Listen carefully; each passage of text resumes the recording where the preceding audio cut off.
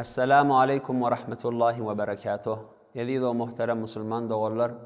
İnşallah biz şu celesede Ummul Habaith adım götürüyen, cemi'i günahlar döretgen, tamamı günahların eceti olan şarap, arak içmekliğin inşallah ahkamından bir neçenin huzurunda aydıp eşittirer.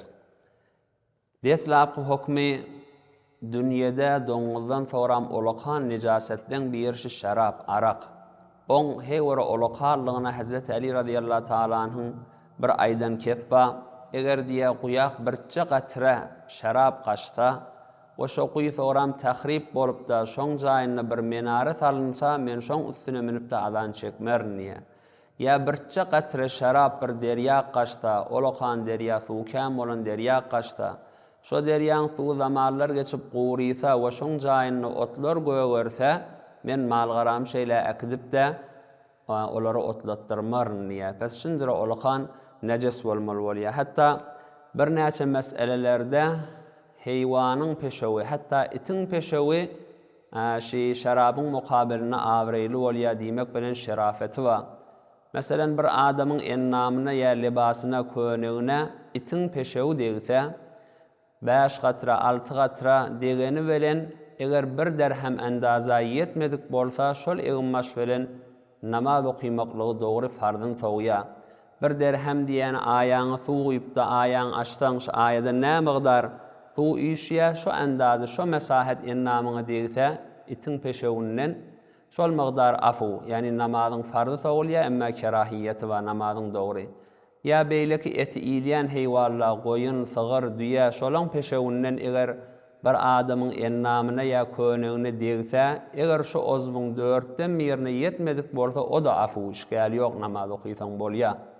Emma Allama Hahirzade rahmetullahi aleyhin aýdyşyna görä, eger birçe gatra şarapyň ennana ýa libasyna degse, ol namaz okuymaklygy men etdiýär, hatmen ýuwmaly, hatmen ewet etmeli. Ya eger seňe bir merizçilik tapylsa, bir musulman, takwa, adil, tebi adam aýtsa, sen şu merizçiligiň dermanyna faqat düýäň peşewi bar. Faqat düýäň peşewi şu merizçiligiň gowulyp ýa-diýse, we şondan başga derman ýok bolsa, basym gowultman gurruňda faqat tenha şu derman bolsa we tejrübe bilen sabit bolsa ki, şol seňe derman boljak, sen şefa berjek şu iki şert bitse, şon içmeklige olamaly ejaza berýär. Emma şol tebip eger seňe arak iç diýip aýtsa, sen hatmen arak içmeli, arak içmesen bir derdiň gowulmaýar diýse, onda oňa olamaly ihtilafy nazarlar we fetwa bermändirlik arak içmeklik dogry diýip. Pes şu iki meselelerde belli bolýar ki, wanyň peşewde şaraby nisbeten awreýlirak bolýar, şarap beter nejes bolmaly bolýar. Hatta on ýene gaty nejesligine bir delil, şu haýp bolmasyn ýere dökmäýin, heýwan içen bilen heýwana günah ýazylanak, heýwany beraýin niýsen şoňa da ejaza ýok. Heýwany bermeklik, heýwany içirmeklik de dogryda günahkarçyligi bar.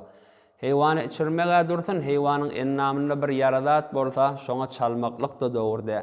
Ya haýp bolmasyn ýere dökenimden baga bereýin, baga dökeýin. Ya bir palçyk bejermäne istifade edeýin niýsen bilen de kerahiýet bar, bile de dogryda. Pes şarabyň deslapky hukmy ol heýwara bir gaty nejes bir zat. İkilenji hukmy şarap içýärleň adatyny çykarmaklyk, şolaň heýetinde bolmaklyk bir de olaqan günahkarçylyk. İçmekligi dursun, faqat şolaň adatyny çykarmaklyk. Meselen bir adam ýöçýär, gahwen, ýa nuşaba, delesler bir mubah bolan içilýän zatlary arak içýärlere meňzeş bolup, liwallaryň bir-birine kakıp, şu arak içýärler, arak içen wagtynda aýtýan keplerini bila da aýtsa, şolara meňzeş bolmaklyň özi gaty haram, gaty günahkarçylyk. Üçlenji hukmy arak bilen birini sevmeklik de gaty günahkarçylyk. Meselen bir arak içmeýän adama arakxor diýmek, şarapxor diýmek şolar gaty günahkarçylyk. Hatta eger şu tarap şikayet etse, başlaq baýy şondan bitmeli, ta'zir etmeli. Etew 3 şallak, aňyrda 39 şallak, ýa beýleki habs we jerimeler bilen şonu tembih etmeli bolýar. Dördülenjisi şarap derekli öz ejataňa da ihtiram oýmaklyk wajypda. Meselen bir adamyň atasy kafir bolsa, o kafir adam arak içýär. Şol ata öz oğluna meňe arak guýup berdiýse, ýa şu aragyň gabyn getirdi diýip etmeli. Başga wagt sen ejataň diýen etmesen aql walideyn bolýan, Hudaý Taala aqul walideyn ejatatının diýen etmeýäne, ejatatını eziyet berýäne cenneti haram edipdir. Emma bu meselede şarabın gurruny sen diýenini etsen günahkar bolýan. 5-nji hukmy araq içýän adam jamaada bir adam sanyna adam hesabyna girmeýär. Meselen gadyň ýanyna 2 nefer bir dawada şahit bolmaly bolsa, mudam araq içýän adam mudminul hamryň şahadeti kabulle. Adam sanyna girmäni, gady on şahadetini kabul etmeli. Ol araq içýäniň hody öz dursun, belki şu araq meclisinde oturýan adam, araq içenak ýöne araq horla bilen gatnaşýar, şolaň meclisinde oturýar, şola bilen dost bolsa gady şoňda da şahadetini kabul etmeli diýär. Oňa musulman adamy gerişikli kim? Teleka adamla bilen ýoldaş bolmaly. Ýa bir syfrada şarap goýulsa, ol syfraň başynda oturmaly. 6-njy hukm şarapxor adama, araq içýän adama gyýyp bermeklik metlubda gelişiklide. Bir adam özi gyýdyn bir araq içýän oglana berse, gyýdyn bargy sen zina ediber diýen ýanak diýen nauzu billah. Şon araq içýän adam mes bolýan mesligini zinanysyny talak berse beramel aýtýan kef bilen ýa kofr keplep zinanyny bilen öz arasyndaky waslat nikahyň aýrylmaklygyna sebep bolsa bolamaly we ondan sonra olan ýaşamaklygy ýatyp turmaklygy zina bolup düşýär. Pes bir musulman adam şarapxora gyýdyn bermekligi bir gelişiklide. Hatta bir şarapxor oglan bir salih hanawadadan, şarap içmeýän hanawadadan bir gyýdy alyp gaçsa, şo gyýdyň ene atat razi bolmasa, şol nikah batyl dogurdy diýär. 7-nji hukmy şap bir musulman adamın hakkında malı mutakavvemde kıymet kabul etmeye. Pes bir adam gelakan bir musulman adamın içmeden çirim alıp koyan şarabını dökse, şoňa zamin bolmak gerekke. Men 2 milyon tümen pul berip aldım, sen 2 milyonun ber diýip tarap alıp bilmeye. Dünyada da zamin bolmak gerekke we ahirette de şu adam günahkarda muahaza bolmaya. 8-nji hukmy arağın muamelesi batıl. Pulun beraberine satılsa, pul verip arak alınsa şu muamele doğurda batıl. O pulu hetmen tarafı öwürip bermeklik lazım bolýar. O pul almaklık haram, haramlığı, necisliği beqadri güýçlikin bir adam bir şarapxor adamdan algysy bab bolsa we eger bilse şol algysyny şarabın pulundan berýärligini bilse şonu almaklygynyň kerahiyeti bar diýär. 9-njy hukmy bir adam bir obada şarap satýan bolsa, ýaşolakan adamla dehyarla şurala öňçek şoňa tezekkur bermeli. Eger diýenini etmese, goýanky makamatlara aýtmaklygyna hiç bir işgali ýok, belki gereklidir ki juwallarymyz, nesillerimiz laýlanmar ýanak we makamatla başlakla da onu täzir etmekligi, haps etmekligi ta toba etýänçe onda hiç bir işgali ýok we şeriatda bazatdyr. Müslüman dogullar şarap içmeklik heýwara bir gaty günah.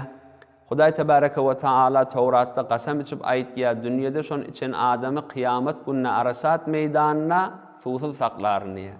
Suwsuz galandan soňra ondan sonra beheşde gidip sowuk suw içmeklik ýok. Belki Hudaý tebareke we taala 3 guruh adamlara beheşde haram edipdir. İmam Ahmed rahmetullahi aleyh rivayet edip aýtýar, "Salasatun qad harramallahu aleyhimul cenneh." 3 guruh adamlara Hudaý tebareke we taala haram edipdir. Awwal qism mudminul hamr. Madam niyetine araq içmeklik ba. Her haçan araq tapsa işşekden şol adam beheşte girmeýär, beheşt çoňa haram. İkilenjisi wal aq.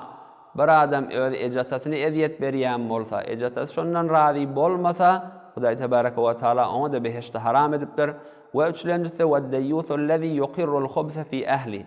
Bir dayyus adam öz zinanasy oglan uşagy bir teleke fahişe da meşgul bolanna şolar gaýtarmany bir gaýrat köketmeýän adam oňa da cennet haram diýipdir. Pes arasat meýdanyna suwsap galypda, ondan sonra Hudaý tebareke we taala onu cehenneme oklap, tinatul khabal, cehennemilen irin we çirkin şoňa işdirjek diýär. Nauzu billah min zalik. Pes heýwara gaty olakan günah ondan hetmen çekilmeklik gerek. Emma ahirki muhim bolan mesele musulman dogullar araq içmeklik günah. Emma ondan olakan bolan günah, günahyny jähr etmeklik, araq içeniňi halka bildirmeklik. Peygamber sallallahu aleyhi ve sellem bir mübarek hadiste şeýle fermaýş etýär: "Kullu ummeti muafen illa'l mujahirin." Ummatynyň hemmesi günahyndan toba etse Hudaý taala olan günahlaryny geçer, meger bir adamlar iki öz günahyny halka bildirse diýär. Oňa görä Instada, fezaya mecazida öyle arak içip duran wagtyňdan film alıp, onu umumy merdoma koýak etmeklik ya bi hijabi bi namuslygy umumy merdoma koýak etmeklik bi heýwara gaty olokhan günah bolýamyndan çekilmeklik gerek.